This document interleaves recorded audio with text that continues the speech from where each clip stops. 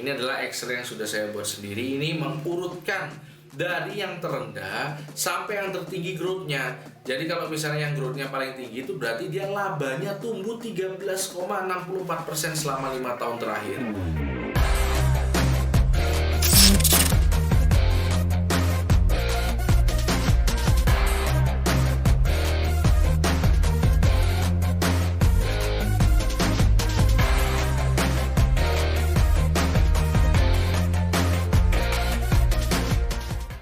Welcome Smart Investor to my channel Nizar Imam. Jadi di episode kali ini kita akan membahas saham-saham yang paling cocok untuk growth investing, paling cocok untuk nabung saham. Nah, kenapa saya buat konten ini? Karena teman-teman, kemarin waktu saya buat konten tentang indeks high dividend yang pada saat itu saya buat, itu banyak yang nanya, kenapa kok saham-saham seperti Telkom, BBCA, BBRI, Unilever itu nggak masuk? Ya, jadi pada saat itu memang saya buat itu yang dividennya harus lebih tinggi dari 7%. Saham-saham tadi nggak sampai 7%, tapi saham-saham tadi itu memiliki satu kesamaan, yaitu memiliki pertumbuhan yang sangat bagus. Jadi kita bisa nabung saham di situ. Nah, jadi oleh karena itu saya jadi kepikiran untuk buat video tentang growth investing. Seperti itu ya. Jadi sebelum kita mulai tentang membahas saham-sahamnya apa saja, kita akan coba bahas terlebih dahulu gimana cara saya menemukan saham-saham tadi. Ya, biar kita semua dapat pembelajarannya juga. Jadi teman-teman, kalau kita ngomong growth investing, berarti yang paling penting itu adalah pertumbuhannya. Jadi kalau misalnya saham-saham yang pertumbuhannya itu bagus ya, labanya, maksudnya labanya tumbuh stabil, itu biasanya identik dengan blue chip. Nah, masalahnya blue chip sendiri itu sebenarnya kan nggak ada lingkupnya yang cukup jelas ya. Oleh karena itu saya pakai lingkupnya itu indeks IDX 30 aja milik Kontan, teman-teman. Ini berlaku sampai Juli 2020. Nah, di sini ada 30 saham yang menurut saya cukup oke fundamentalnya, rame diperdagangkan, dan tentunya patuh ya. Jadi dia selalu melaporkan kepada IDX seperti itu. Nah, dari saham-saham ini 30 ini kemudian saya sortir lagi. Gimana cara saya mensortirnya? Yang pertama, karena ini adalah indeks high growth ya, jadi saya akan mengeluarkan yang nggak tumbuh. Jadi saham-saham yang memiliki siklus, contohnya seperti di sektor-sektor komoditi ya, seperti batu bara, kertas, ayam-ayaman. Nah, itu menurut saya kurang pas kalau kita growth investing di sana. Lebih cocoknya value investing. Kenapa? Karena saham-saham tadi itu pergerakan harganya biasanya mengikuti harga komoditinya juga, alias ada siklusnya. Jadi nggak stabil terus seperti itu ya. Pasti kadang ada turun murah banget, kadang ada istilahnya mahal banget. Jadi kita memanfaatkan momentum aja, lebih cocok value investing seperti itu. Nah, kalau sudah saya keluarkan, yang kedua yang saya keluarkan tentunya yang nggak ada untungnya. Jadi ada beberapa saham yang masih minus, yaitu saya keluarkan dari indeks ini. Nah, setelah saya keluarkan semua dengan kriteria semua tadi, itu kita mendapatkan sekitar 13 saham, teman-teman. Nah, dari 13 saham ini kemudian saya coba urutkan mana yang growth-nya paling bagus, paling tinggi growth-nya. Nah, gimana caranya? Saya pakai RTI, teman-teman. Nah, contohnya seperti ini.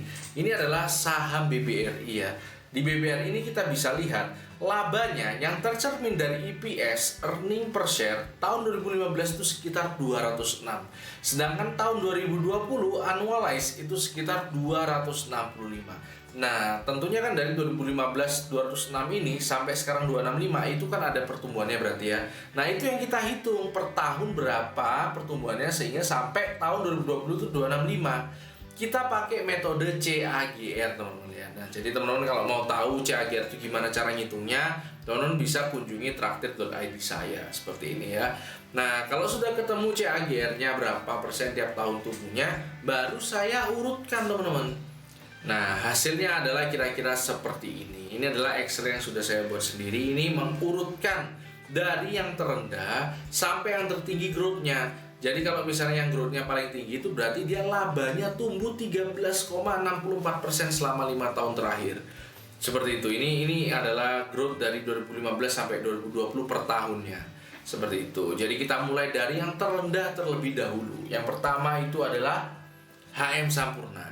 Jadi HM Sampurna dari 2015 sampai 2020 ini HM Sampurna ini labanya naik sekitar 2,56% setiap tahun. Itu yang pertama. Yang kedua ada Unilever. Nah, kemarin yang nanya-nanya Unilever ini sekarang masuknya di sini ya, saham dengan growth yang bagus, 5%, 4,97% setiap tahun labanya tumbuh.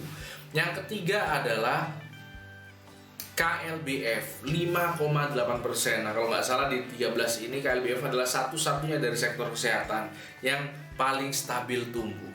Yang berikutnya adalah ASII, Astra Internasional 5,88% dari dunia otomotif ya. Kemudian berikutnya adalah BBCA. Nah, ini mulai sudah masuk ke perbankan ya. Perbankan ini seperti BBCA ini raksasa perbankan ini pertumbuhannya sekitar 6,14% setiap tahun. Kemudian yang berikutnya ada BBRI. BBRI beda tipis saja dibandingkan BBCA, 6,25% setiap tahun.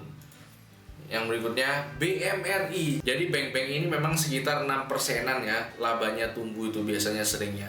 Kemudian kita bisa lanjutkan GGRM 8,74%. Jadi dari sini kita bisa lihat kalau dari segi growth-nya GGRM lebih baik dibandingkan HM Sampurna. Seperti itu. Kemudian berikutnya kita bisa lihat adalah Telkom. Telkom ini juga cukup oke ya growth-nya ya, sekitar 9% setiap tahun labanya tumbuh. Nah, ini kita sudah mencapai di 4 besar nih. 4 besar ini mulai tinggi-tinggi growth-nya, mulai sekitar 10%-an setiap tahun labanya tumbuh. Jadi yang pertama itu adalah Indofood, yang pertama double digit 10,82%. Kemudian berikutnya ada Asus itu 10,89% growth-nya. Jadi di sini saya juga setelah melakukan riset ini saya juga berusaha dan ternyata Acer dan itu sebagus itu. Jadi ya ini saya cukup amazing juga ya, cukup kaget juga ya. Jadi yang berikutnya 10,92 adalah BBNI. Jadi faktanya teman-teman ya, kalau secara growth BBNI itu lebih unggul dibandingkan saham-saham perbankan lain di the big four. Ya, jadi dibandingkan BMRI, BBRI, BBCA, growth dari BBNI itu lebih tinggi. Wajar, karena memang market cap BBNI lebih kecil dibandingkan 3 yang tadi. Seperti itu. Nah, yang pertanyaannya sekarang adalah siapa yang pertama teman-teman ya? Mungkin teman-teman sudah bisa menebak. Itu adalah ICBP. Jadi ICBP itu pertumbuhannya paling tinggi labanya setiap tahun, 13,64%. Teman-teman bisa lihat di sini. Ini adalah ICBP ya. EPS-nya 2015 laba per sahamnya itu cuma 257. Sekarang annualize-nya 680 laba per lembar sahamnya. Bahkan yang saya pakai untuk menemukan 13% tadi itu nggak pakai annualize. Saya pakai TTM, trailing 12 month. Nah, kalau pakai TTM ketemunya sekitar 480. Itu pun ketemunya sudah 13% per tahun. Kalau pakai annualize mungkin bisa lebih tinggi lagi, teman-teman. Jadi, kalau misalnya yang teman-teman mau nabung saham ya saya sarankan banget ya di ICBP ini yang paling bagus growth-nya ya, growth investing seperti itu. Nah, sebelum teman-teman tutup ada beberapa catatan yang menjadi sangat penting untuk teman-teman pahami. Yang pertama, kita di sini ngomongnya growth investing ya. Jadi jangan kaget teman-teman kalau nanti beberapa saham yang saya sebutkan tadi ini masih terasa mahal. Nah, memang growth investing itu ya seperti itu. Growth investing itu ya memang bertumpunya pada pertumbuhannya. Jadi kalau misalnya nggak murah-murah amat nggak masalah. Yang penting perusahaannya tumbuh terus, dan asumsinya kita percaya kalau misalnya labanya tumbuh terus, harganya juga akan ngikut nanti seperti itu. Jadi jangan ada pertanyaan kenapa kok BBCA yang masih mahal masuk. Nah, seperti itu ya. Kalau teman-teman mau cari yang murah-murah mending pakai value investing. Seperti itu. Nah, tentunya ini teman-teman harus juga kaji ulang ya untuk analisa sendiri sebelum menentukan keputusan. Tapi yang pasti ini adalah yang growth-nya bagus-bagus dan bisa ditabung semua. Gitu aja episode kali ini. Jangan lupa follow Instagram saya dan jangan lupa komen, like, subscribe, dan share. Oke, itu aja. Karena hidup harus seimbang, tetap cerdas dan tetap santai.